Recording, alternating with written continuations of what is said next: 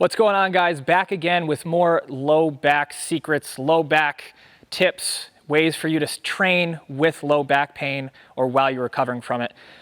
Today, we're going to be jumping into the bench press. So the bench press for people has a lot to do with their low back. You'll hear a lot of people say, oh, my low back gets cramped up or tight or whatever.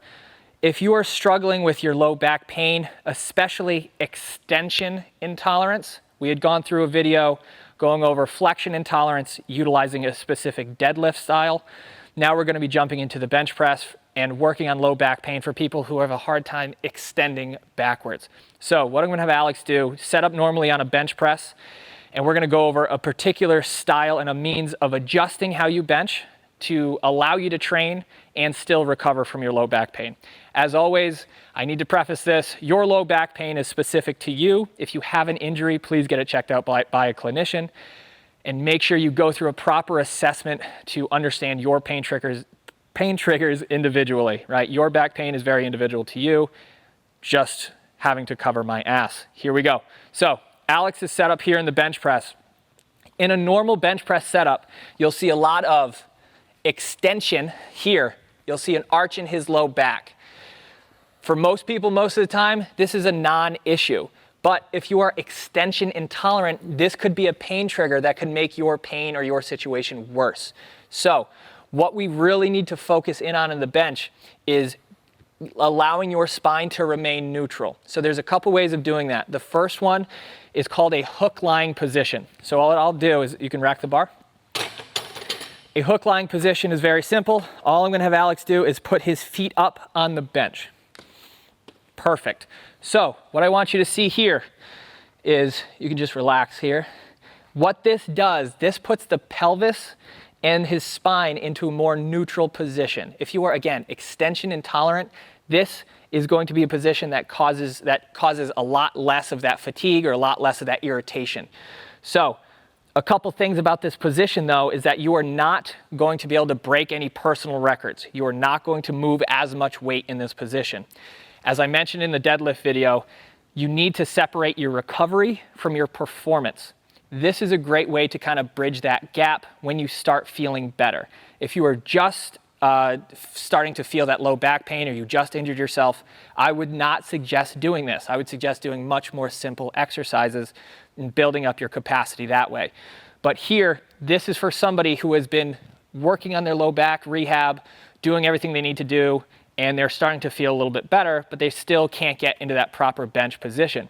So again, this position here allows you to bench press and still train while you are kind of rehabbing that lower back. So in a hook lying position, all I really want you to focus in on is driving your heels into that pad.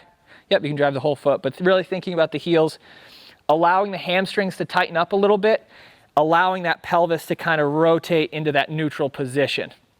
You feel that? You feel them activate a little bit? Good. Again, always looking to stabilize the core, always looking to maintain that neutral spinal position. And Alex will just see a few reps here. Perfect. And again, you are not going to break any personal records here. You do not have that stability that you would on a normal bench press. Good, you can rack it. And one of the things about spinal health and spinal injuries is that you may find that this position still irritates you, but going from the floor irritates you as well. So another way you can do that is, you can bring your feet down, is you can actually adjust your feet height by putting them on plates. And what you can do is you can find the position that your hips and your lower back can sit in to allow you to maintain this position without that pain. So it's going to take a little bit of fine tuning. If one position doesn't work, adjust the height of the plates, adjust the height of your feet, adjust the height of your hips. Really just take the time to figure out what works for you. All right, guys, so just like we did with the deadlift, we need to talk about how you progress this over time. So if you've been doing this hook lying bench press position and you're starting to feel pretty good, your low back rehab is going as it should, now we can start progressing by bringing your feet closer and closer to the floor.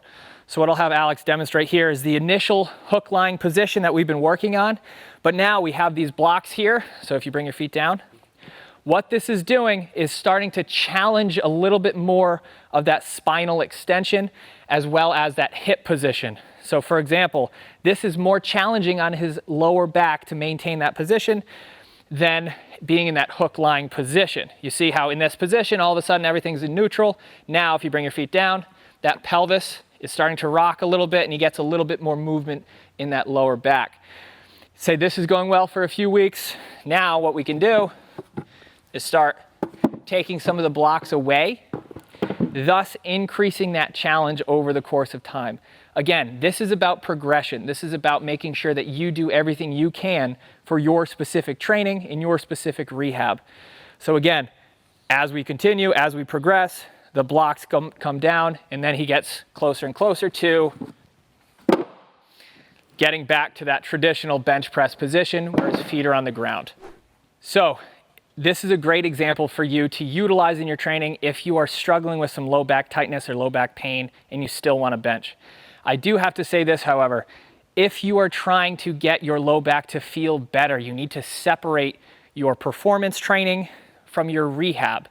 Too many people, too often are trying to confuse the two, or they're still trying to get their bench really, really high when they're trying to get their low back to not hurt. Take the time necessary for you to work on your low back, work on the things you're not good at, or the things that may have led to that injury in the first place. Core stability, hip mobility, hip stability. All of these things will allow you to progress farther and farther after you get rid of that injury that's been absolutely nagging you for the longest time. You really, really need to take the time to do what you need to do to get better. Don't rush it.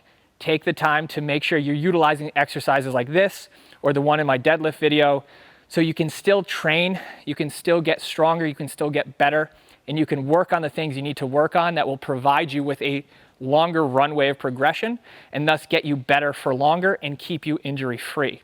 So guys, really take the time, be smart, do what you can for your body, your training specifically, and what you'll see is that you are able to progress longer without injuries, which makes you better and stronger in the long run. So guys, if you really enjoy this content, let me know. I have plenty of low back information that I can share with you. Being one of the few McGill Certified practitioners in the United States, shout out to Brian Carroll, he's another one. I really want to share this information with you. So if you enjoy this, like it, share it, comment down below, and I will see you in the next one.